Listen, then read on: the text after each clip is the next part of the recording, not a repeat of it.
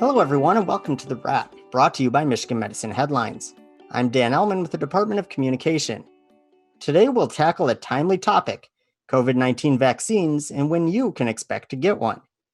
Before we get into that, I expect you'll want to go back and check out other episodes of The Wrap you may have missed.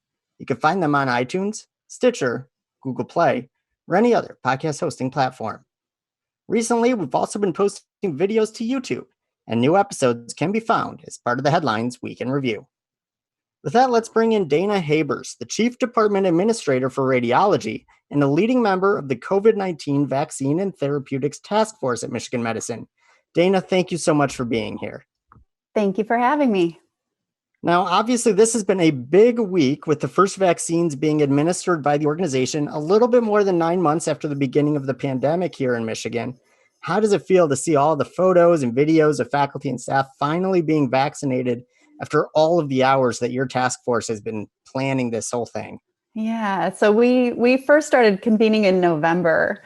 It's been exhausting, but incredibly rewarding work. I can't think of another moment in our lives or our careers that's going to feel like this. I think my best analogy is something like you're, on the deserted island in the middle of the ocean for a year. You're out there in the morning casting your fishing pole and catching your fish.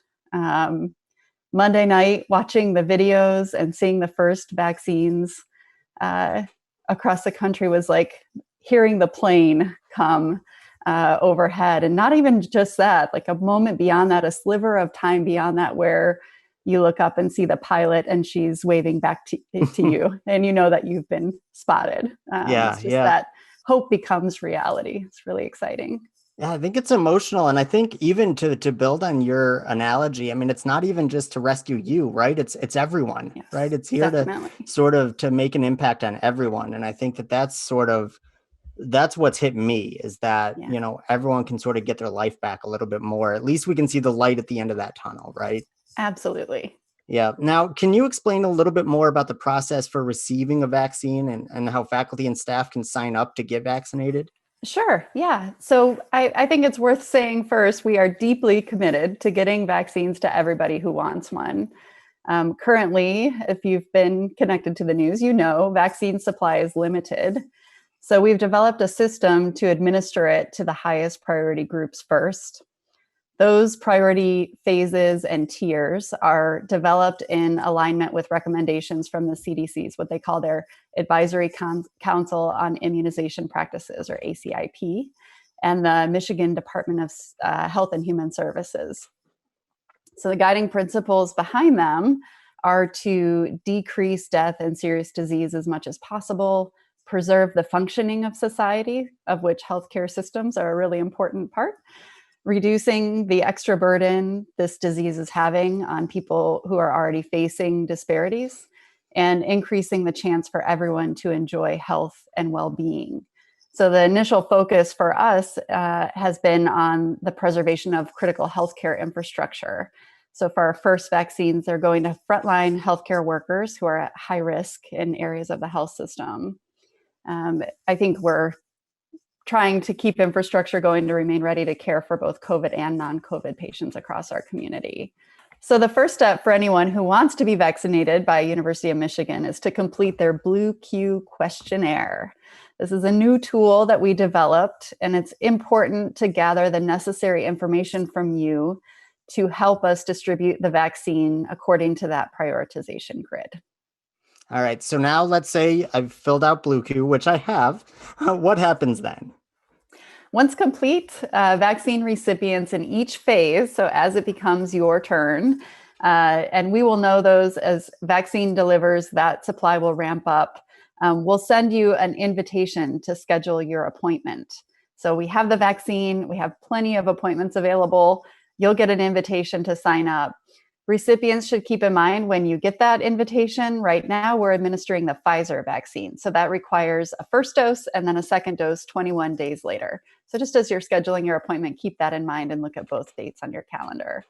Once you receive that invitation, it's a standing invitation. So I know everybody's learning and kind of figuring out what their individual plan is.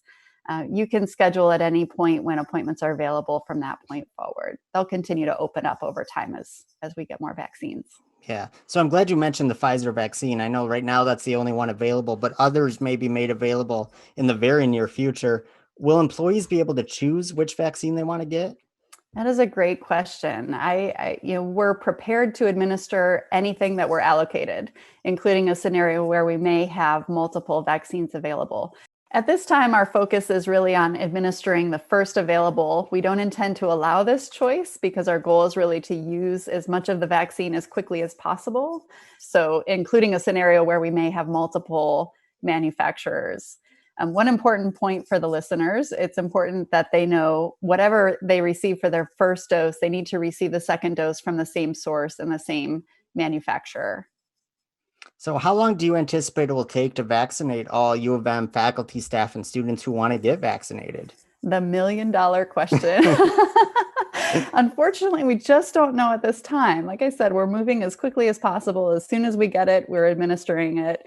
The CDC has on their website, they're assuring us vaccine supply will increase over time and that there will be enough doses for all adults in 2021. I think I want to emphasize every dose we receive, we're administering as quickly as possible. It's our goal to get moving as quickly as possible.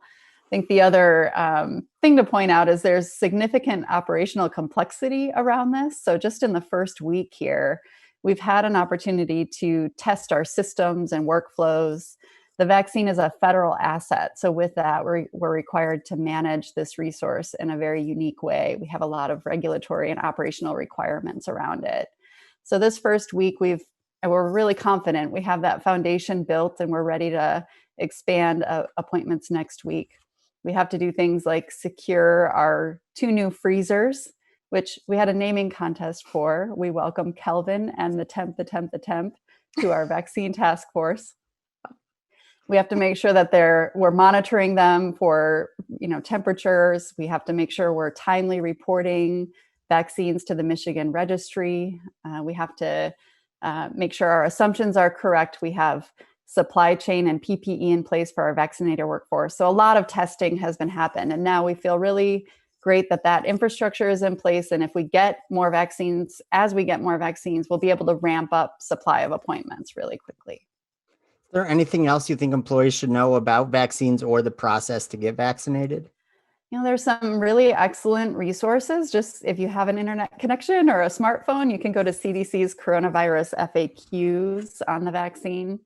I think we have a lot of work ahead of us on community engagement and just dissemination of information. It can be confusing. There's a lot happening moment by moment and a lot developing under our feet as we move forward with this and kind of march ahead. I think the final point I'd like to make is just that this pandemic has taken an incredible toll on all of us. And I think we have to stick together. We have to support one another, show empathy and compassion, and keep one another safe. Even after receiving the vaccine, we must continue to demonstrate vigilance and personal commitment to take all measures to prevent the spread of COVID. So that means continuing to wear your mask and your PPE at work, staying 6 feet apart from others outside of your bubble, avoiding crowds, washing your hands often. I think we'll get through this. I keep seeing that pilot up above us waving, but we have to remain vigilant. Well, that's tremendous. Now, if employees want to learn even more about the vaccination process at Michigan Medicine specifically, how can they go about doing that? We're updating our FAQs on the Michigan Medicine Headlines website daily, so stay tuned in. There's a lot of information coming out. Most importantly, if you want to be vaccinated, you must go to Blue Q. So that's also available. There's a link on the Michigan Medicine Headlines coronavirus or COVID-19 vaccination website. So please go get in the queue. Thank you so much, Dana, for sharing this timely and crucial information. As Dana mentioned, if you want to learn more about COVID-19 vaccines, including a Q&A with Task Force member Dr. Sandra Sinti, you can go to mmheadlines.org. That's mmheadlines.org. While you're there, you could find other featured stories from this week. For instance, Dr. David Spollinger reflected on his tenure as UMHS president, which ends later this month. Employees learned about the Cancer Network of West Michigan, and faculty and staff were honored for demonstrating patient and family-centered care as part of the recent Hope and Joy Awards. Find all those stories and many more at mmheadlines.org. All right, it's time for the weekly trivia contest. Last episode, we asked listeners, which U of M group recently debuted a special performance dedicated to frontline heroes? The answer is the Michigan Marching Band. Congratulations to Jacqueline Dufek, who sent in the correct answer. Jacqueline, a member of the Department of Communication, will be in touch shortly to help you claim your prize. Now for this week's question. The first COVID-19 vaccines administered by Michigan Medicine were developed by which company? Once again, the first COVID-19 vaccines administered by Michigan Medicine were developed by which company? If you know the answer, send it to headlines@med.umich.edu for the chance to win a prize. And hint, all you have to do is rewind a little bit of this episode and you'll find the answer. It's all the time we have for this week. Thank you so much, Dana, for joining us. And thank you to all of our listeners and viewers for everything you do for patients, families, and each other. We'll see you next week.